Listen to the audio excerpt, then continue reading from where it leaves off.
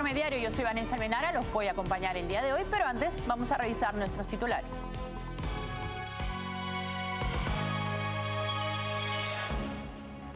En Argentina, el domingo 19 de noviembre se llevará a cabo el debate presidencial entre Javier Milei y Sergio Massa, el candidato del kirchnerismo. En España, el Partido Socialista Obrero Español y el Partido Nacionalista Vasco llegaron a un acuerdo para la investidura de Pedro Sánchez como presidente del gobierno.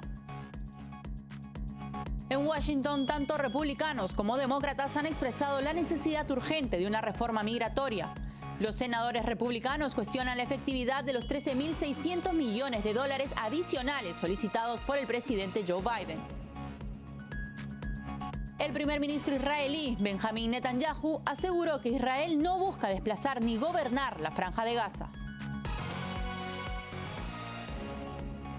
Bien, vamos con el desarrollo de las noticias. Pues en la Argentina, el debate presidencial entre Sergio Massa y Javier Milei tendrá como eje central la gestión económica del país. Bajo la dirección de Massa como ministro de Economía, la inflación en Argentina aumentó considerablemente, incumpliendo sus promesas de solucionar este problema. Además, el dólar blue alcanzó los 950 pesos, evidenciando la ineficacia de sus políticas. Este tema crítico, junto con otros como relaciones internacionales y seguridad, podría destacar las fallas de Massa y sus implicaciones negativas para la estabilidad económica del país durante el debate. El domingo 12 de noviembre, Sergio Massa y Javier Milei protagonizarán el tercer debate presidencial y las críticas sobre la gestión económica de Massa podrían adquirir un papel central. La credibilidad de Massa, abogado de profesión, ha sido socavada por su mal desempeño como ministro de Economía. Bajo su dirección, la inflación en Argentina, que era de 7.4% en julio del 2022, alcanzó el 12.4% en agosto del 2023, contraviniendo sus promesas de ser quien acabará con este problema. Los resultados de sus políticas han sido ineficientes. Las cotizaciones alternativas, como el dólar blue, siguieron una tendencia alcista constante e incluso ya cotiza 950 pesos por cada dólar.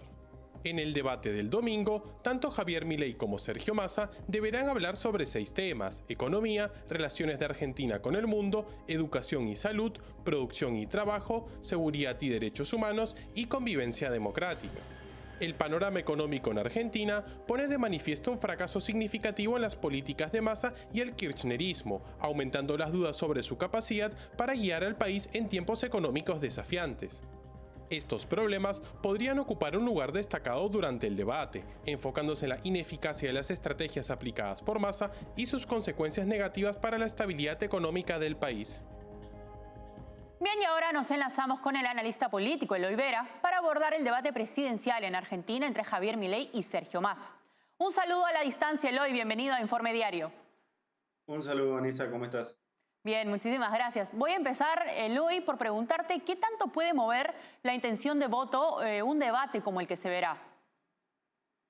Bastante. No suele ocurrir, los debates no son algo que tenga larga trayectoria en la Argentina, pero el último debate presidencial tuvo 40 puntos de rating y fue tan influyente que provocó que mucha gente vote a los candidatos minoritarios porque antes no lo conocían y por el rechazo que generan los candidatos mayoritarios. Podría generar efectivamente bastante que hablar y después obviamente siempre tiene efecto, aunque no mires el debate, vas a ver en redes sociales los recortes, lo que se saca en las noticias, las repreguntas que se le hacen a los candidatos a partir de eso, va a dejar el tono para los últimos días de campaña. Sí, claro, sin ver el debate igual uno puede saber qué es lo que está sucediendo precisamente por lo que mencionas. Y en base a eso, ¿tú cómo consideras que van las encuestas previas al debate presidencial? ¿Se podría confiar en ellas o todavía no es algo fiable? Sobre la confiabilidad de las encuestas, lo de siempre, ¿no? No es demasiada. Las encuestas que más le pegaron a las últimas elecciones fueron justamente encuestas extranjeras, sobre todo de consultoras brasileñas. Pero en este caso hay dos factores que las hacen particularmente difíciles de confiar, no tanto por la metodología o porque estén mintiendo, como se dice, sino por, uno, la cantidad de gente que dice va a votar en blanco y hay que ver si eso después lo van a hacer. Actualmente el voto en blanco o las distintas opciones que son voto nulo, todo lo que cuenta como no votar, estaría entre un 8 y 10%, lo cual es muchísimo. Eso habla del rechazo que produce la polarización que hay ahora. Hay que ver si después efectivamente esa gente vota en blanco, si va a votar. La participación es otro factor que se espera que baje con respecto a las generales, sobre todo porque el gobierno, a propósito, no movió un día feriado que cae en el día siguiente a las elecciones, así que mucha gente se espera que ya tenga programado viajes u otras cosas que la van a llevar a no votar.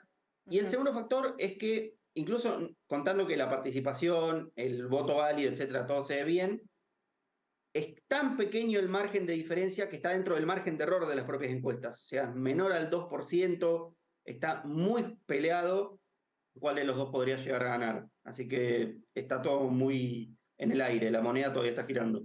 Claro, está dentro del margen válido, ¿no? Ahora hablabas del voto en blanco y a esto le atribuyo, por ejemplo, el mal manejo económico, pensando en qué tanto le jugará en contra a Massa en el debate y lo que queda de campaña.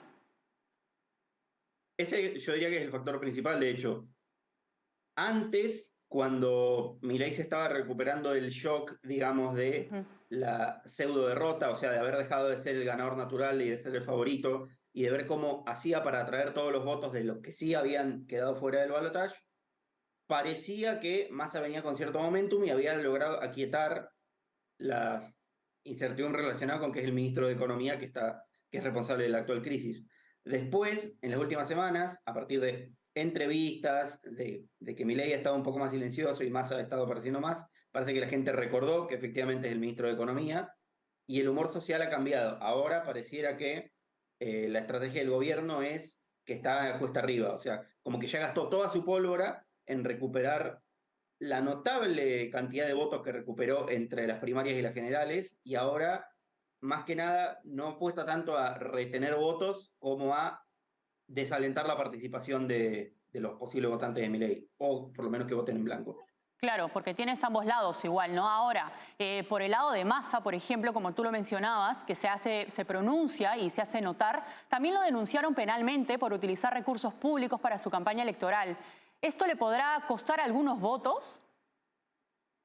Difícilmente. Para empezar, los casos de corrupción ya estamos muy acostumbrados en la Argentina. Y en esta elección en particular está muy al fondo, o sea, incluso dentro de las encuestas, de nuevo, a la medida que sean confiables, si uno ve, las prioridades de la gente son economía, seguridad, y muy, muy por abajo, la corrupción. Es algo que dentro de todo preocupa a la gente que ya de todas formas iba a votar a Milei. Es un segmento activo, pero como que su voto ya estaba decidido. No son los que van a decidir esta segunda vuelta. Bueno, falta muy poco igual para saber finalmente qué es lo que va a pasar. Vamos a estar atentos igual al debate. Muchísimas gracias, Eloy, por estar nuevamente en Informe Diario y estaremos atentos a lo que suceda. Muchísimas gracias, Vanessa. Un saludo. A ti. Bien, nosotros continuamos con la información, pues en España un acuerdo político resuena en todo el país. El PSOE y el Partido Nacionalista Vasco han alcanzado un entendimiento trascendental. Esta alianza que respalda la investidura de Pedro Sánchez no solo suma votos, sino que también propone 3 medidas económicas estratégicas, desde la ampliación del concierto económico vasco hasta la priorización de los convenios colectivos regionales.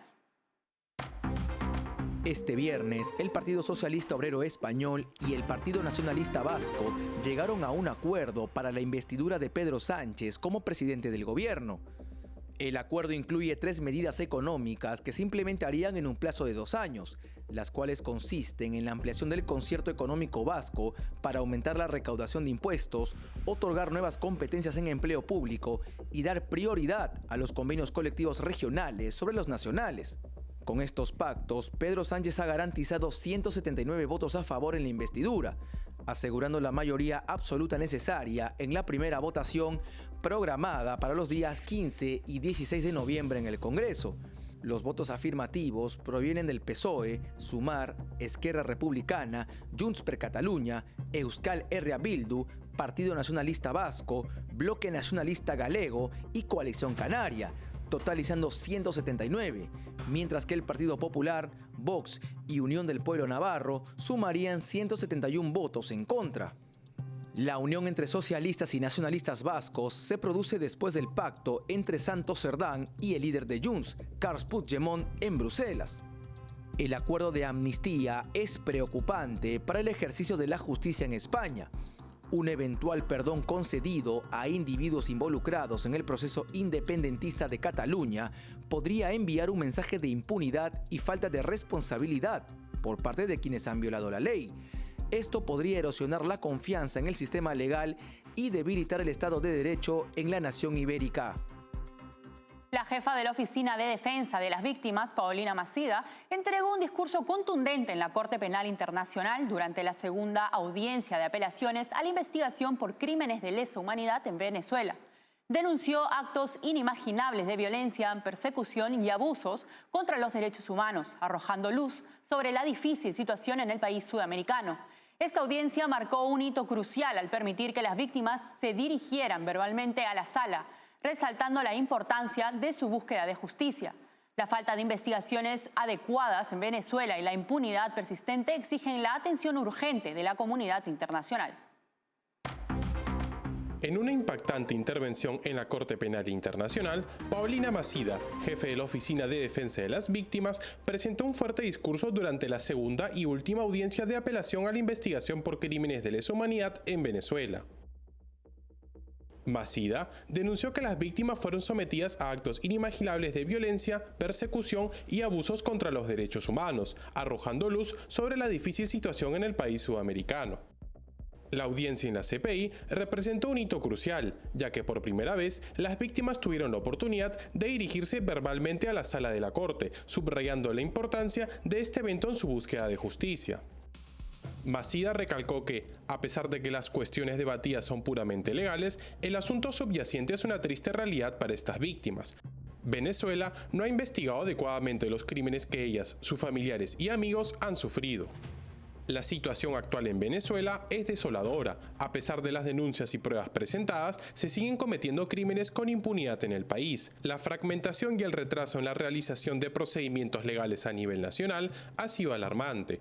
Muchos casos fueron desestimados sumariamente, introduciendo una cláusula de doble incriminación que impide nuevas investigaciones contra los mismos perpetradores por los mismos crímenes. Además, víctimas han reportado asesinatos ilegales durante manifestaciones y actos de violencia sexual, en su mayoría sin denuncia ante las autoridades nacionales. Persecuciones dirigidas a los defensores de los derechos humanos y opositores políticos detenidos ilegalmente han sido recurrentes, y estos actos de abuso y violencia continúan. En esta audiencia, las víctimas han solicitado con respeto que la sala de apelación considere su búsqueda de justicia y que confirme las conclusiones de las salas preliminares que justifican que el fiscal reanude la investigación de estos terribles crímenes. Esta denuncia en la CPI revela una vez más la situación precaria de los derechos humanos en Venezuela y la necesidad urgente de que la comunidad internacional tome medidas para abordar esta crisis y responsabilizar al régimen de Nicolás Maduro por los abusos que se han cometido en el país. Bien, momento de irnos a una pausa, volvemos enseguida con más información.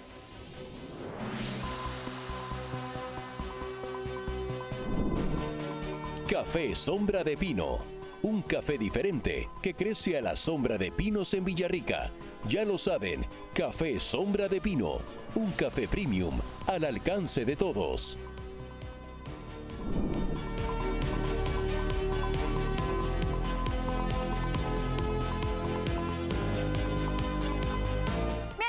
Para contarles que en Estados Unidos el senador republicano Eric Schmidt ha encendido el debate internacional al exigir al Departamento de Estado que revele información sobre el obispo Rolando Álvarez, encarcelado en Nicaragua. Este líder religioso rechazó el exilio en Estados Unidos después de ser arrestado por el gobierno comunista de Daniel Ortega.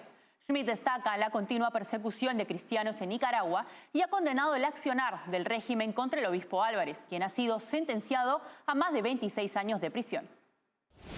El senador republicano de Missouri, Eric Schmidt, ha instado al Departamento de Estado de Estados Unidos a revelar información sobre un obispo extranjero encarcelado en Nicaragua que rechazó ser exiliado a los Estados Unidos después de ser arrestado por el gobierno comunista del país.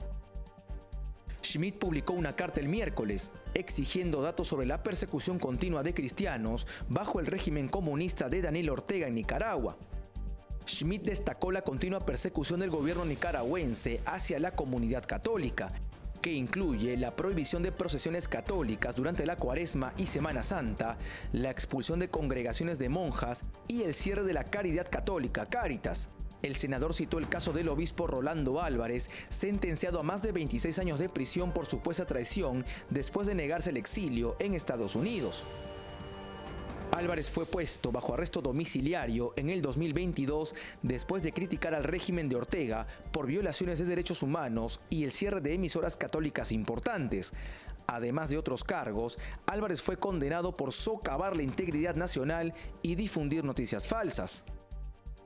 Ante ello, Schmidt pide que la administración Biden trabaje por la liberación de Álvarez y solicita información sobre la ubicación del obispo, además de su salud física, el trato de sus captores y la libertad de culto.